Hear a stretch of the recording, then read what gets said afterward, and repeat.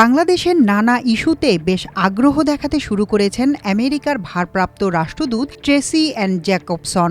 গত সপ্তাহ দুয়েক ধরেই তিনি সরকার ও রাজনৈতিক দলের বেশ কয়েকজন গুরুত্বপূর্ণ ব্যক্তির সঙ্গে বৈঠক করে আলোচনায় এসেছেন।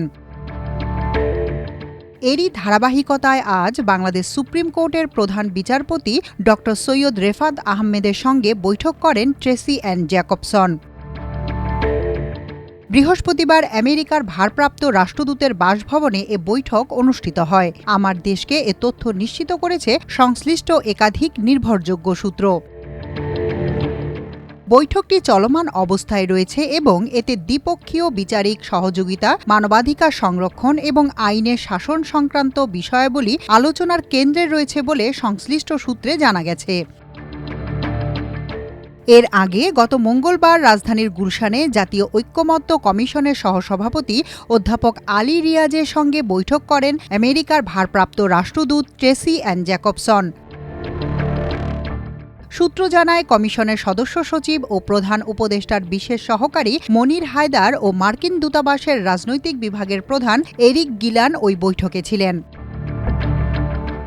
বৈঠকের সূত্রের তথ্য অনুযায়ী বাংলাদেশের রাষ্ট্র সংস্কারের প্রস্তুতি, আসন্ন জাতীয় নির্বাচন, ঐক্যমত্য কমিশনের সঙ্গে জাতীয় সনদসহ বিভিন্ন বিষয়ে রাজনৈতিক দলগুলোর চলমান সংলাপের অগ্রগতি ও পরবর্তী পরিকল্পনা নিয়ে মার্কিন কূটনীতিকদের সঙ্গে আলী রিয়াজের কথা হয়। এর আগের দিন গত সোমবার ট্রেসি অ্যান জ্যাকবসন জাতীয় নাগরিক পার্টির সঙ্গে বৈঠক করেন। বৈঠকে এনসিপি প্রতিনিধি দলের নেতৃত্ব দেন দলটির আহ্বায়ক নাহিদ ইসলাম। এ সময় আরও ছিলেন সদস্য সচিব আখতার হোসেন, সিনিয়র যুগ্ম সদস্য সচিব তাসনিম জারা ও যুগ্ম সদস্য সচিব আলাউদ্দিন মোহাম্মদ। বৈঠকে ট্রেসি অ্যান জ্যাকবসনের পাশাপাশি দূতাবাসের পলিটিক্যাল কাউন্সিলর এরিক গিলান উপস্থিত ছিলেন। বৈঠকে বাংলাদেশের বর্তমান রাজনৈতিক পরিস্থিতি, আসন্ন জাতীয় নির্বাচন, গণতান্ত্রিক প্রক্রিয়া এবং আন্তর্জাতিক সহযোগিতা নিয়ে মতবিনিময় হয়েছে।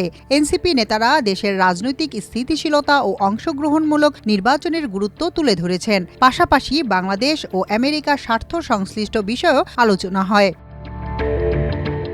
বৈঠকের বিষয়ে এনসিপির যুগ্ম সদস্য সচিব আলাউদ্দিন মোহাম্মদ গণমাধ্যমকে বলেন, দেশের রাজনৈতিক দলগুলোর সঙ্গে ধারাবাহিক বৈঠকের অংশ হিসেবে এনসিপির সঙ্গে বৈঠক করেছেন মার্কিন রাষ্ট্রদূত। বৈঠকে দেশের বর্তমান রাজনৈতিক পরিস্থিতি, গণ অভ্যুত্থান পরবর্তী সংস্কার, আমাদের রাজনৈতিক ইশতেহার এবং আগামী নির্বাচন নিয়ে আলোচনা হয়েছে। বিএনপি এবং জামায়াতের সঙ্গে এরই মধ্যে তারা বৈঠক করেছেন। সব পক্ষ থেকে এই বিষয়গুলো তারা শুনছেন। আমরা আমাদের জায়গা থেকে বর্তমান পরিস্থিতি তুলে ধরেছি।